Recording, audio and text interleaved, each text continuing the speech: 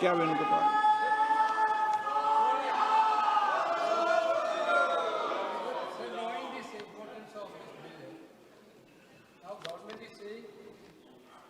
Important bill, piece of legislation has brought to address the concern of the students of this country and youth of this country. Such an important bill, Honorable Prime Minister is not there, Home Minister is not there. राज्य मंत्री बैठे हैं यहाँ पे। आपका विषय तो हाँ बताओ, आप विषय क्या आपका? Sir, before starting the bill, सदन we need a clarification from the government. पटल पर रखे जाने वाले सदन पर पटल पर रखे जाने वाले पत्र, आइटम नंबर 2 श्री जितिन प्रसाद।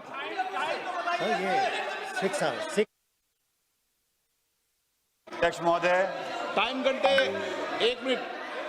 संसदीय कार्य मंत्री जी, आप बैठकर आपस में चर्चा कर लेना। मैंने आप सुनिए ना, ऐसे नहीं होता है। मैंने व्यवस्था 6 घंटे की दी थी।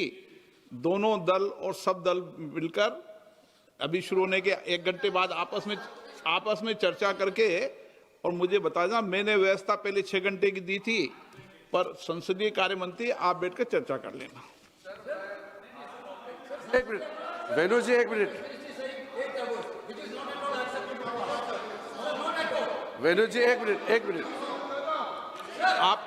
मैं बताता हूं सर। आप आपस में आपने घोषणा किया कि इस विधायक पे 6 घंटे का आप टाइम देना चाहते हैं, फिर भी आप सदन के नेता सब मिलकर के बात कीजिए। आपने वहां से एक निर्देशन दिया था।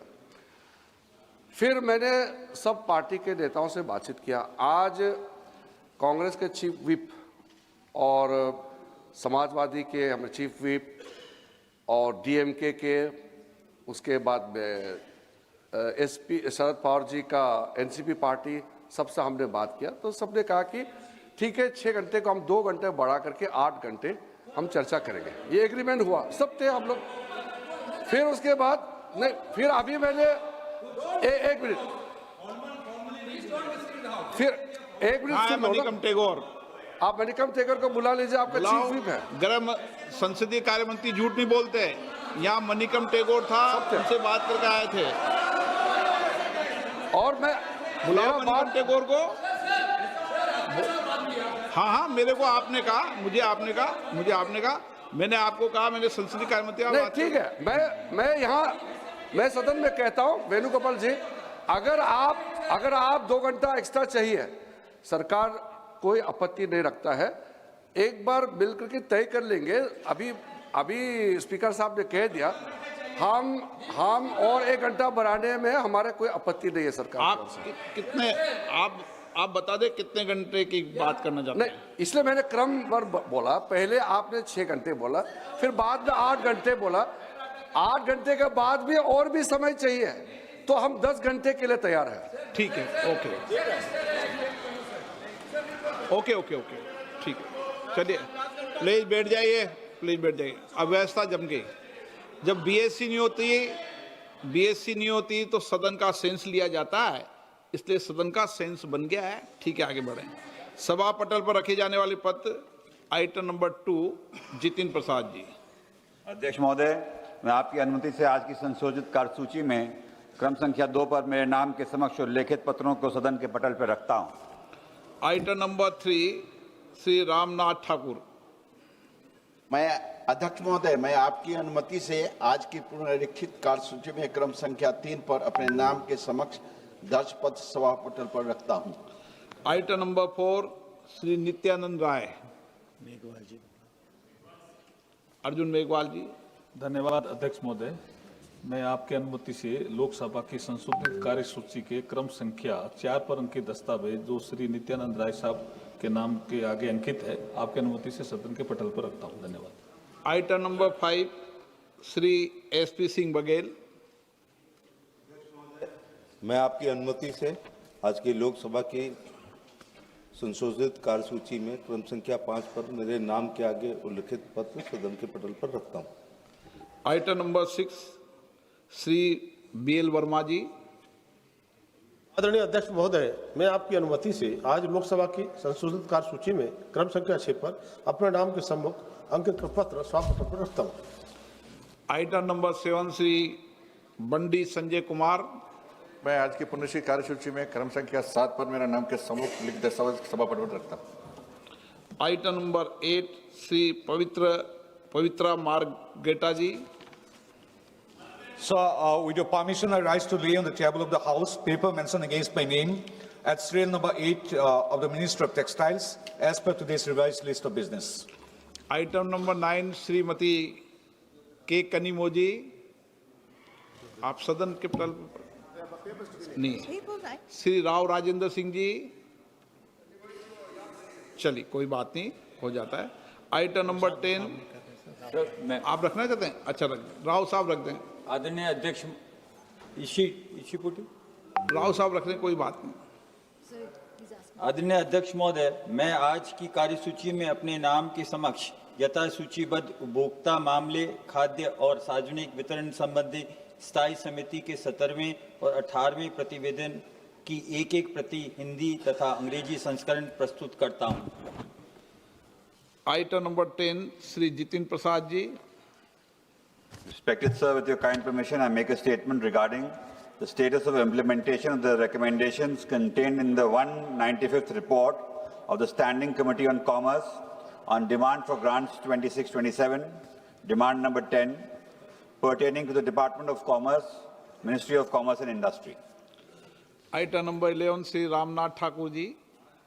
माननीय अध्यक्ष जी महोदय, मैं आपकी अनुमति से आज की कार्यसूची क्रम संख्या 11(1) में वर्णित कृषि एवं किसान कल्याण विभाग, कृषि एवं कल्याण मंत्रालय के लिए कृषि पशुपालन और खाद्य प्रसंस्करण मांग अनुदान मांग संख्या 1 की अस्थायी समिति 7वीं रिपोर्ट में निहित सिफारिशों के कार्यान्वयन की स्थिति के संबंध में एक सदन के पटल पर रखता हूँ। Item number 12 Shrimati Anupriya Patel.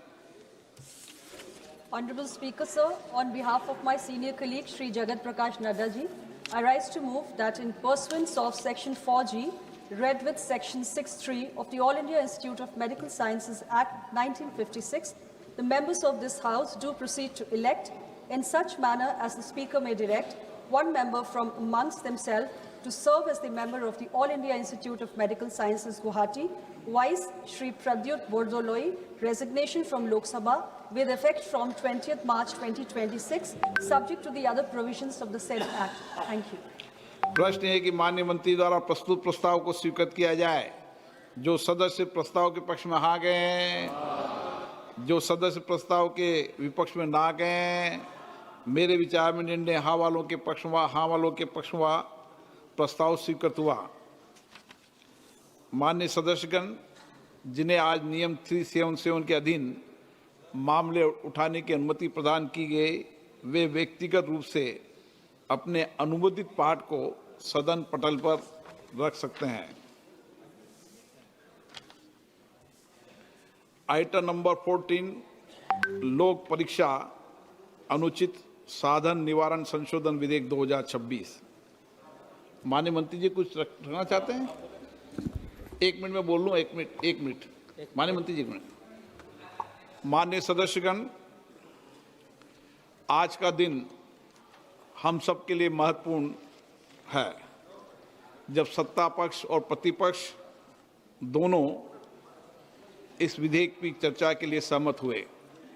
ये विधेयक लोक परीक्षा अनुचित साधन निवारण अधिनियम 2024 में संशोधन करने का प्रस्ताव करता है। इसका उद्देश्य लोक परीक्षाओं की निष्पक्षता, पारदर्शिता तथा विश्वसनीयता की ओर अधिक सुदृढ़ बनाना है तथा प्रश्न पत्र लीक, संगठित परीक्षा अपराधों एवं अनुचित साधनों पर प्रभावी अंकुश लगाने के लिए विधि व्यवस्था को और सशक्त बनाना है। परीक्षा प्रणाली की विश्वसनीयता और पारदर्शिता राष्ट्र हित का महत्वपूर्ण विषय है। इस विषय पर व्यापक चर्चा गंभीर विचार विमर्श इस सदन में होना आवश्यक है।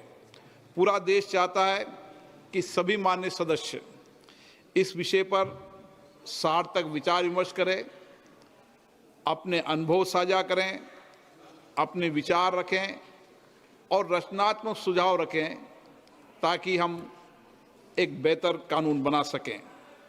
कानून जितना बेहतर होगा, मेरा मानना है परीक्षा प्रणाली के अंदर विशिष्टता और प्रामाणिकता भी हम सुनिश्चित कर पाएंगे।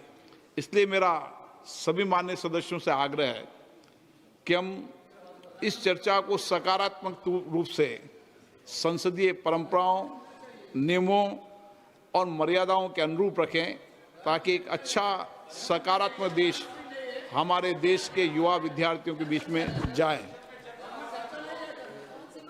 माननीय मंत्री महोदय,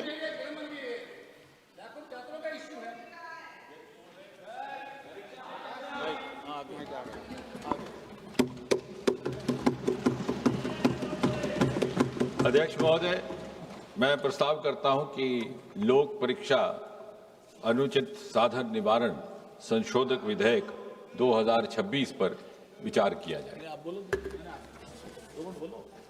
speaker sir, this bill which was introduced yesterday is in fact an amendment to the